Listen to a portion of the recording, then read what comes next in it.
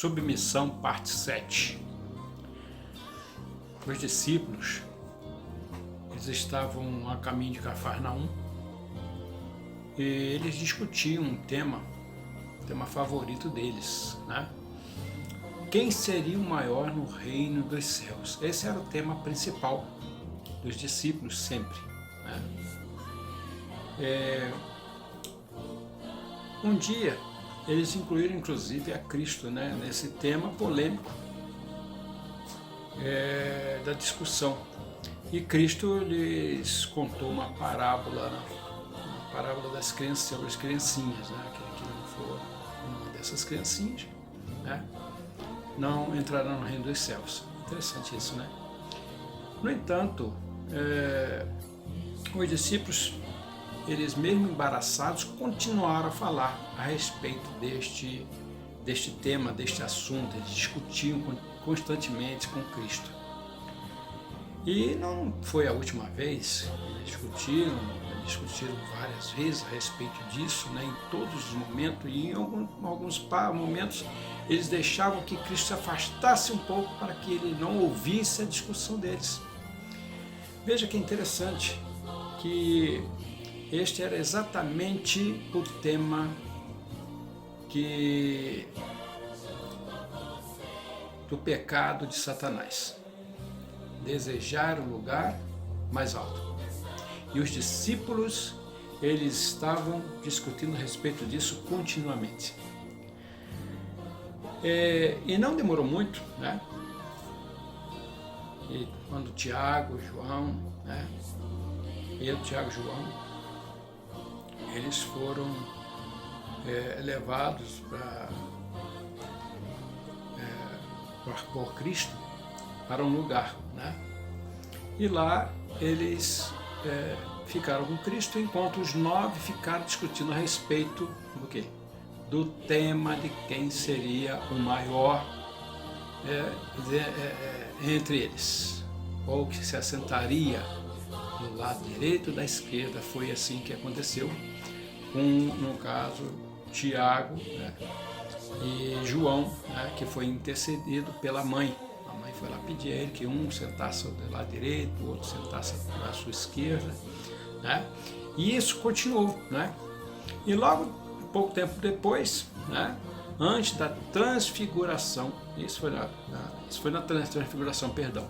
E logo depois, né, foram humilhados.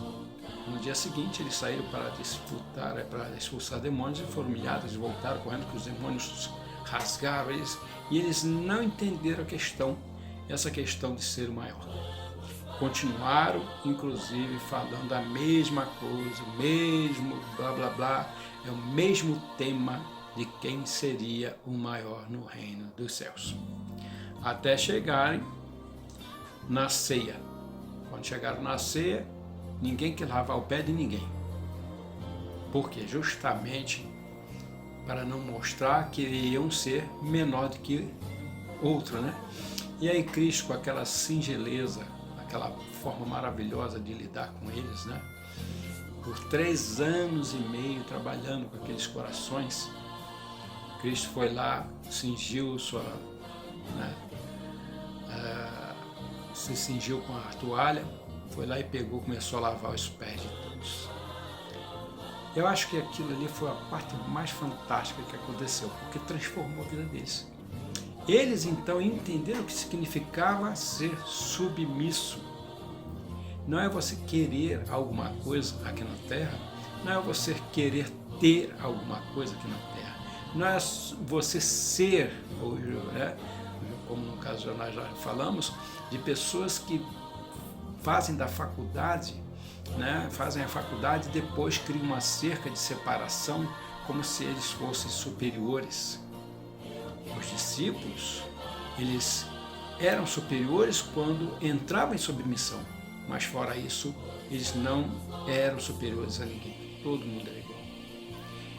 Então Cristo queria ensinar justamente isso. Cristo, ele era superior, ele era o mestre. No entanto, ele era submisso à vontade do Pai. E veja que a submissão ela é algo que precisa nascer no meu coração, no seu coração, dia a dia, momento a momento. E mesmo os discípulos naquela época, continuando aqui o assunto dos discípulos, mesmo sabendo que era pecado, eles continuaram errando justamente nesse ponto. Quem seria o maior? Era um pecado. Eles continuavam cometendo pecado. Tinham passado 3 anos e meio conversando com Cristo, meditando com Cristo, andando com Cristo, e mesmo assim estavam eles, dia após dia, ainda que andando com Cristo, errando no mesmo ponto. Eram homens convertidos? Claro que sim, até porque Cristo mesmo, ele deixou bem claro lá em Lucas capítulo 10, verso 20, que os nomes deles, falando para eles, que os nomes deles estava escrito no livro da vida. E só uma pessoa convertida pode ter um nome escrito no livro da vida. Está lá em São João, em João.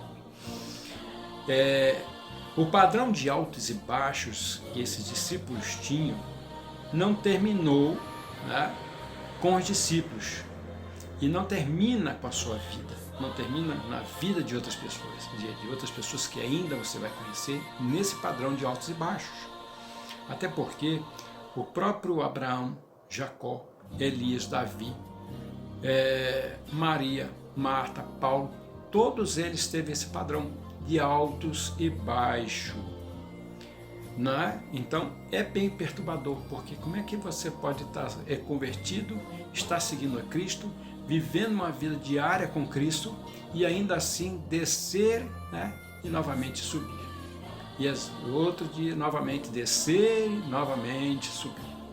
Então isso é perturbador, isso realmente deixa a gente angustiado.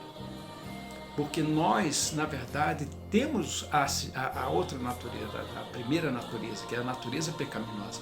Nós queremos adquirir a natureza de Cristo. E é complicado, porque você tem uma tendência, como diz o apóstolo Paulo, é a carne contendendo com o espírito e o espírito contra a carne. Não é fácil, mas para você se manter submisso, você tem que continuar. Os discípulos continuaram até entender. Então, submissão, na verdade, é aquilo que nós já falamos, é tudo ou nada. Como nós falamos, uma mulher ela não pode dizer, estou ligeiramente grávida. Ou ela está grávida ou não está grávida, certo? Então submissão é a mesma coisa, ou você é submisso ou não é submisso. Mas acontece uma coisa interessante, a submissão inconstante. Nós às vezes nos submetemos e às vezes não submetemos. Até chegarmos a um ponto de nos submetermos sempre e não falharmos e não errarmos mais. Isso vai chegar a um ponto. Cristo Jesus, ele diz que iria aperfeiçoar nossos caminhos na nossa vida, porque nós não conseguimos fazer isso, mas ele pode tudo. Nós já falamos a respeito disso. Tudo posso naquele que me fortalece. E ele fará esse aperfeiçoamento em você. Então, se você errar, se você cair, levante. Porque o problema não está em cair, o problema está em ficar caído. Então, submissão requer que você, mesmo que você caia, se levante novamente. Busque Cristo, busque o perdão a Ele daquilo que você errou.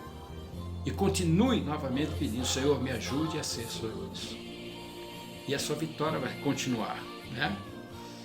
Exigirá tempo e tentativas e erros até permanecer submisso a Cristo todo o tempo, sem vacilar o tempo todo. Que bacana, Existirá esse tempo, mas não tenha paciência com você, porque você tem uma natureza que é difícil. E enquanto você estiver lutando, isso quer dizer que o Espírito de Deus está trabalhando na sua vida, no seu coração. E fará com que você faça aquilo realmente que você tem que fazer. Se submeter de uma forma contínua, não inconstante. O que fazer então no momento em que a gente está oscilando, que estamos sendo constantes e às vezes inconstantes na questão de submissão? Então tem um texto que para nós então terminarmos esse pensamento que diz assim: Se alguém que comunga diariamente com Deus se desvia do caminho e se por um instante deixa de olhar firmemente para Jesus, não é porque peque intencionalmente, pois quando vê os erros, seus erros, volve-se novamente e fixa os olhos em Jesus. E o fato de que errou não o torna menos querido ao coração de Deus. Ellen White falando a respeito disso. Então isso é gostoso, saber que Deus, na sua misericórdia, tem paciência conosco.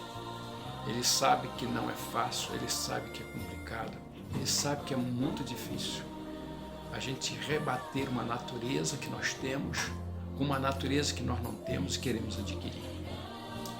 Então ser forte e corajoso, né? Hoje, permaneça firme. Se você errou, peça a Deus que te ajude a ser submisso. Essa série de submissão termina aqui, mas provavelmente nós voltaremos com outras, né? Então, de qualquer forma, busque Cristo, não desista, permaneça firme, insista e não desista. Que Deus te abençoe nesse dia.